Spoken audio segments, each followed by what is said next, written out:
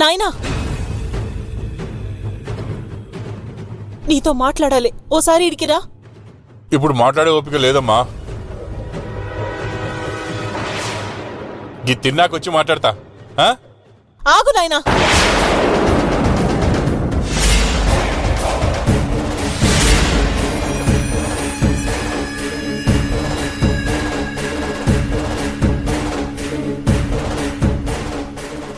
ఏం బిడ్డా, చంపగా కావాలనా?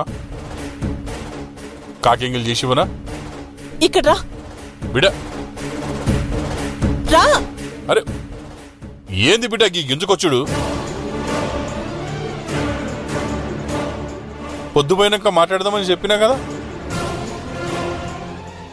గాయంత సఫర్ చేయలేవా? అరే గంత కూడా ఓపిక లేకపోతే ఎలా?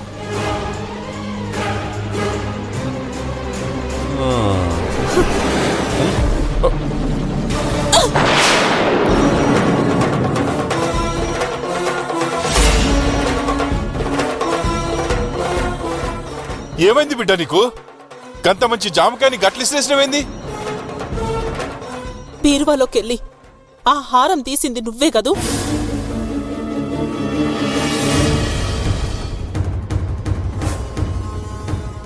ఏ హారం?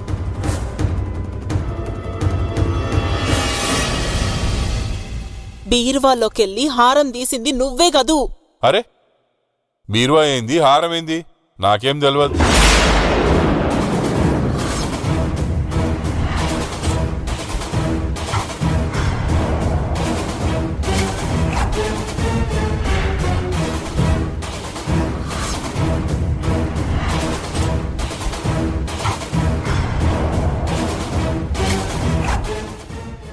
ఇప్పుడు చెప్పు.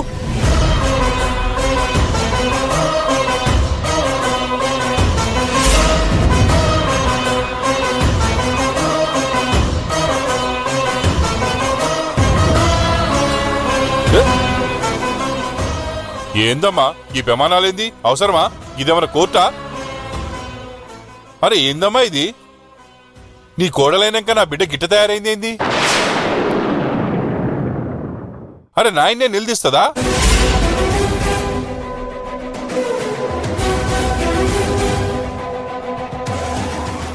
నాటకాలు చాలు, మాట మార్చుకు. నీ కూతురు అడిగిన ప్రశ్నకి సమాధానం చెప్పు. బీరువాలో ఆ హారాన్ని తీసావా లేదా? తీస్తే తీసుంటా, గదేమన్నా తప్ప?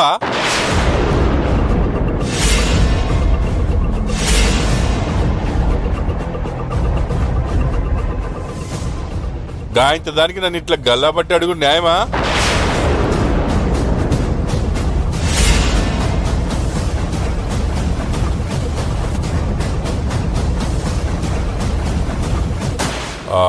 నా బిడ్డ గదిలో బల్లపైన తాళం చెవి అగుపడ్డది.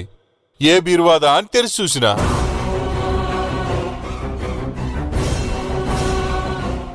గా బీరువాలో ఈ హారం కనిపించింది. కళ్ళకి మస్తు కొడుతుంది. తీసుకోవాలనిపించింది, తీసుకున్నా.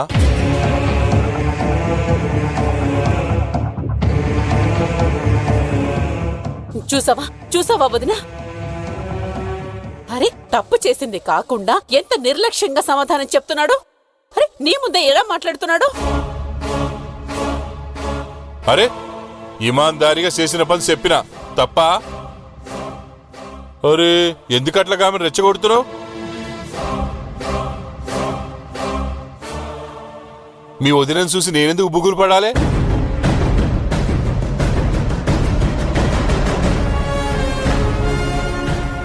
గామేమన్నా దెయ్యమా భూతమా? నా వియ్యపురాలు గంతే కదా.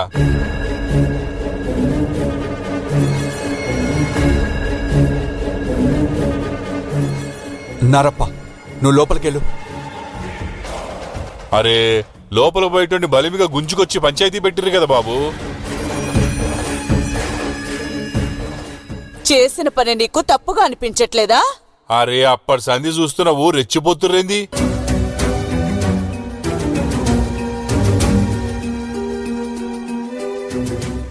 తప్పు చేసినా అంటూ నా మీద ఒంటి కాలు మీద లేస్తురేంది?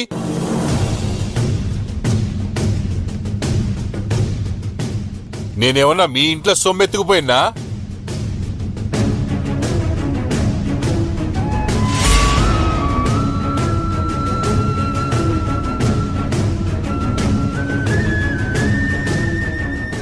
ఇదంతా నా అల్లుడు ఆస్తి.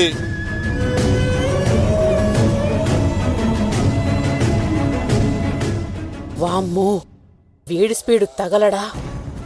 ఆస్తుల దాకా వెళ్ళిపోయాడేంటి? నా అల్లుని ఆస్తి అంటే నా బిడ్డ ఆస్తి, నా బిడ్డ ఆస్తి అంటే నా ఆస్తి కాదంటవా? నన్ను అడిగినా కడిగినా నా అల్లునికే హక్కు ఉంది. నడిమిట్లో మీరెవరు?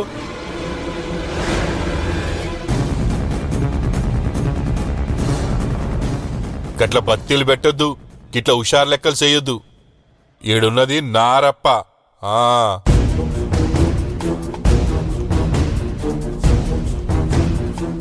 అంతలా నోరు పారేసుకుంటుంటే మాట్లాడు వింటూ వదినా.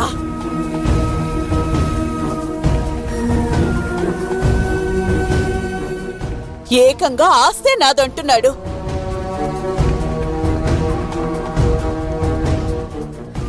మమ్మల్ని పట్టుకొని మీరెవరు అని అంటున్నాడు. నీ మంచితనాన్ని అలుసుగా తీసుకొని చెలరేగిపోతున్నాడు వదినా.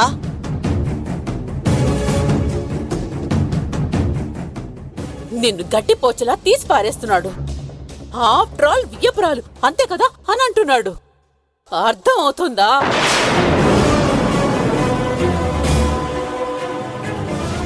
ఇంత జరుగుతున్నా నీతో పాటే నీ కొడుకు కోడలు కూడా నోటికి బిరడా వేసుకొని చూస్తున్నారు.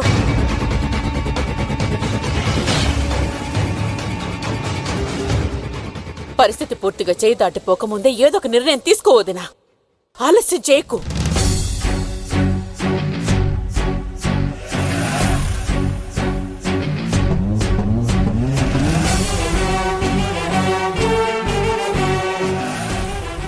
ఎప్పుడైతే ఇంటి పరువుకి సంబంధించిన హారం ఉన్న బీర్వా కీస్ ఆరాధన చేతికిచ్చానో ఆ క్షణం నుండి ఇంటి పరువు బాధ్యత తనదే. ఈ ఇంటి పరువుకి సంబంధించిన ఎలాంటి నిర్ణయమైనా తనే తీసుకోవాలి.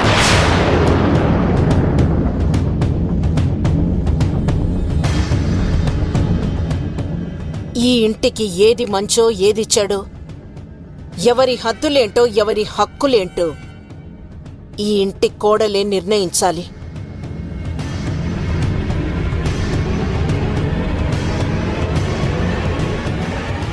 ఈ విషయం పూర్తిగా ఆరాధనకే వదిలిపెడుతున్నాను.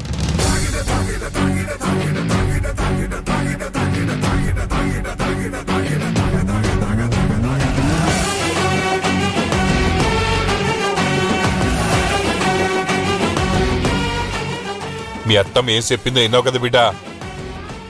వాళ్ళ హక్కులేందో హద్దులేందో నువ్వే నిర్ణయించు. బెదరకు. నువ్వు ఈ ఇంటి కోడలివి. మా వదిన అధికారం నీకు కట్టబెట్టింది కదా అని తప్పుడు పనులు చేస్తున్న మీ నాన్న వైపు మొగ్గి ఈ ఇంటి పరువు తీయకు ఆరాధన. కళ్ళు మూసుకుపోయి ఈరోజు హారం తీసుకెళ్లి ఆ పనికి మొన్న దాని మెళ్ళో వేశాడు. రేపు మన కళ్ళు కప్పి దాని మెళ్ళో 3 ముళ్ళు వేసి ఇంటికి తీసుకొస్తాడు. అరే నా ఇష్టం. 3 ముళ్ళు వేస్తా, ఈ ఇంటికి తీసుకొస్తా. అడగనికి నువ్వెవరు? నాయనా!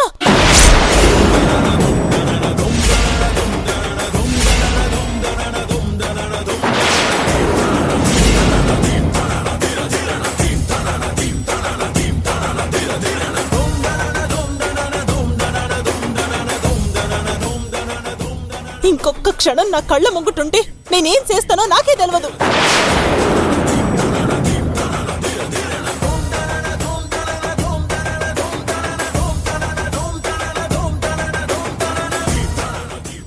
నాయన్ని కొట్టిన బిడ్డగా నా పేరు చరిత్రకి ఎక్కకూడదనుకుంటే వెళ్ళిపో నాయనా. ఈ ఇంటి గేటు దాటి వెళ్ళిపో. ఆరాధన, ఆవేశపడకు. ఏం జరిగిందో ఏం జరగాలో తీరిగ్గా మాట్లాడుకుందాం. తొందరపడకు. నువ్వు కల్పించుకోకు దేవుడయ్యా. మనిషిని నమ్మటానికి కూడా ఒక పద్ధతి ఉండాలి, ఒక హద్దు ఉండాలి.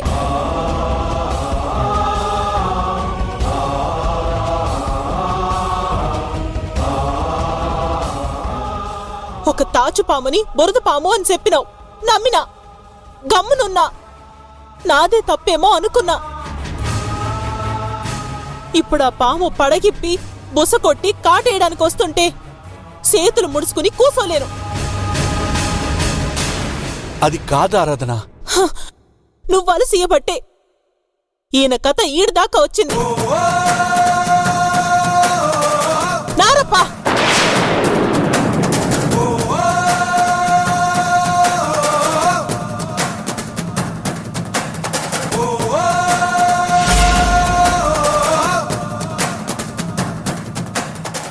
బయటికి నడు.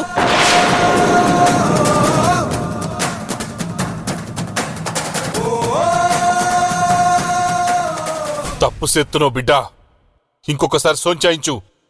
బయటికి నడువు. ఈ నాయన లేకుంటే నువ్వు బతకలేవు, గది మర్చిపోకు. బయటికి నడు. నిజంగా పొమ్మంటున్నావా బిడ్డా? ఒక పనికి మాలిన దానికోసం కన్నబిడ్డ కాపురంలోనే నిప్పులు పోస్తున్నావు. మాటలు సక్కంగా రాని బిడ్డా. కా మనిషిని పనికి మాలింది అనొద్దు, మంచిగుండదు. ఒక్కసారి కాదు, 100 సార్లంట, 1000 సార్లంట. కది పనికి మాలిందే బిడ్డా.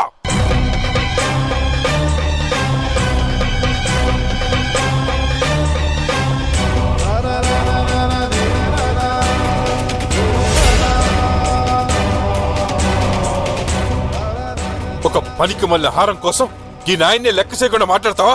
ఈ నాయన్నే దూరం చేసుకుంటావా? నాయనా, ఏమన్నావు?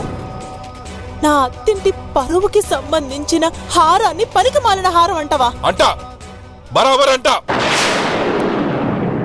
ఈ నాయన్ని బిడ్డని వేరు చేసే హారం పనికిరా అందే.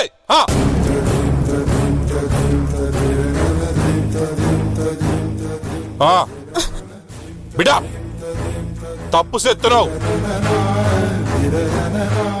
ఒక్కసారి నాయన్ని దూరం చేసుకున్నావంటే మళ్ళీ కనిపించా, చూసుకోమలా.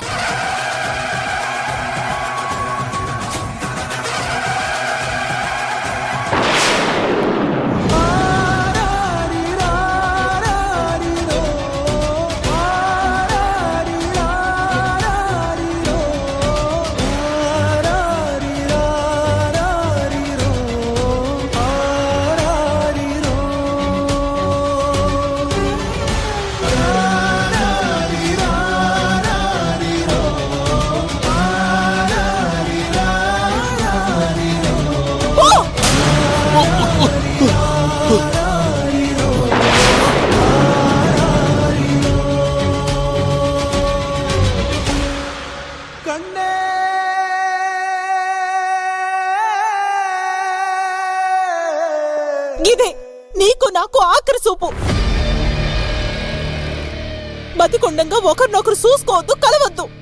ఎవరి బతుకు వాళ్ళది, ఎవరి సావు వాళ్ళది. జీవితంలో ఏం జరిగినా అంతా మన మంచికే అనుకోవాలని నువ్వే నేర్పించావు. ఇది కూడా నా మంచికే అనుకుంటాను. నీ ఇష్టం వచ్చినట్టు బతుకు, నీ ఇష్టం ఉన్నోళ్ళతోని బతుకు. నా బతుక్కి అడ్డం రాకు.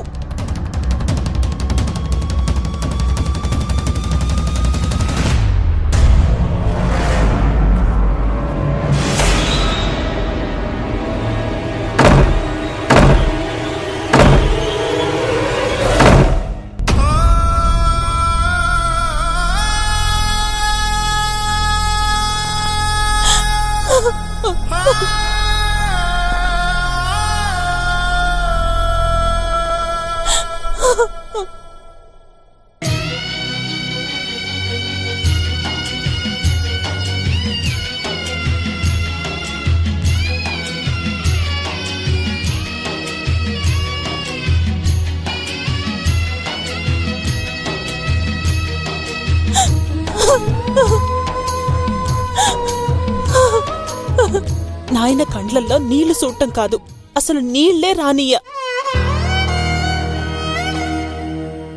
బువ్వ తింటే నాయన దూరం అవుతాడంటే బువ్వే మానేస్తా.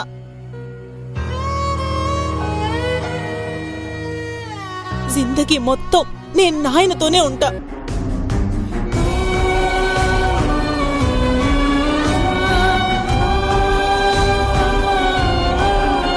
మీ అమ్మ నన్ను నిజంగానే వంటరోని చేసిపోతే నేను చాలా బాధపడి ఉన్నమ్మా. కానీ తనకంటే గొప్ప తోడు నిన్నిచ్చిపోయిందమ్మా.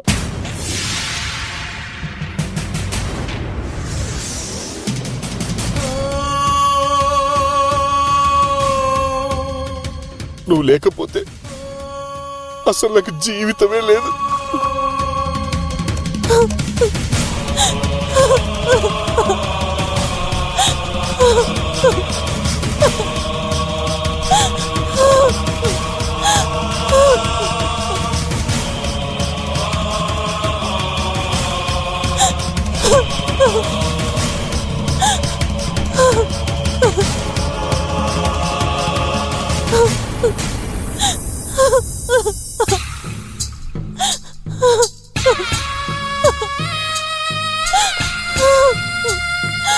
ఆరాధన,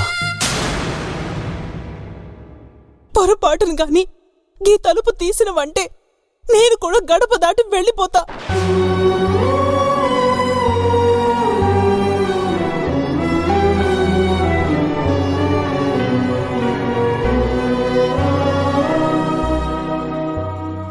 అవునమ్మా, నీ మంచి కోసమే నీతో ఇట్లా మెడబట్టి గెంటించుకున్నా. నీ మంచి కోసమేనమ్మా. రానమ్మా, ఇంకెప్పటికీ నీ బతుకి అడ్డం రాను. నువ్వు అన్నట్లు ఇవే మనకి ఆఖరి సూపులేమో. కన్నపెగు బంధాన్ని చూసి మురవాలని, కడుపు కోత భారాన్ని తీర్చుకోవాలని, ఆశ నిండి గుండెల విసిరాగినాని, కళ్ళలోనే ఉండి చూసుకుంటాను నే, చూడలేక ఇంతలోని రాలినాయి, కోరిక తీర్చమని అంటాను.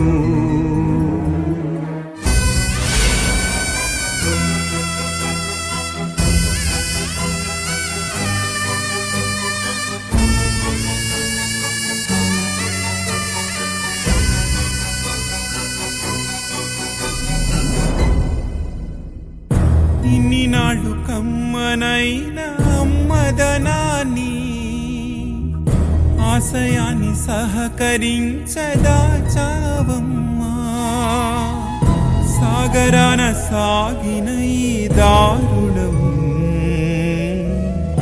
కన్నీటి అలలైన శోకం, నిండైన మీ అనురాగానికి వేదనే బహుమానమయ్యిందా? పువ్వంటి మనసు నిప్పులో కరిగెలే, కడలి నీట తేలిన కన్నీట మునిగెలే.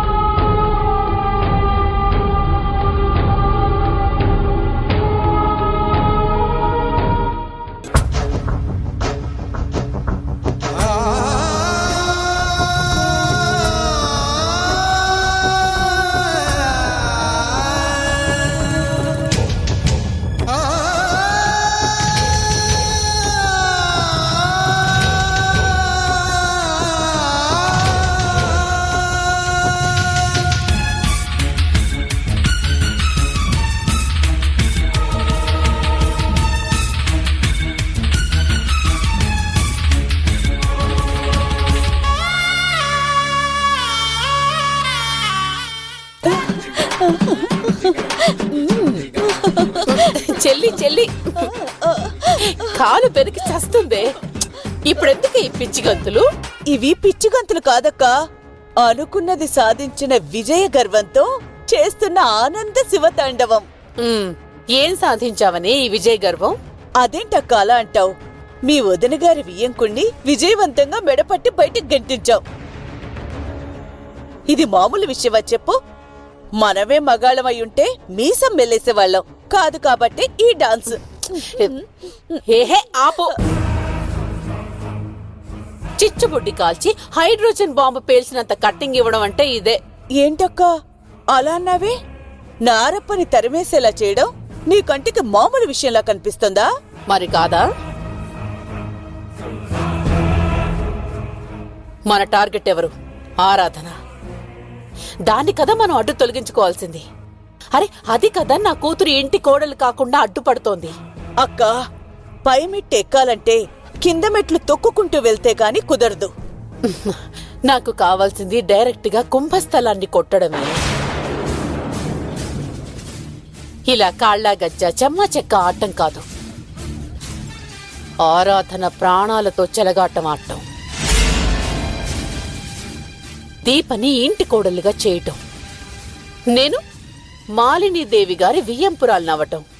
పెద్ద మంట కూడా చిన్న నిప్పురవ నుండే మొదలవుతుందక్కా.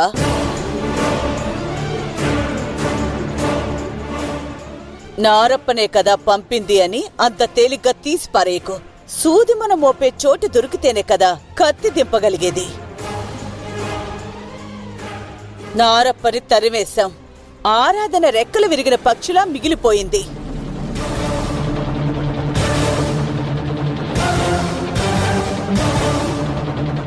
దాని కన్నీళ్లలో అదే చాపలా ఈదుకుంటూ కుమిలిపోతుంది.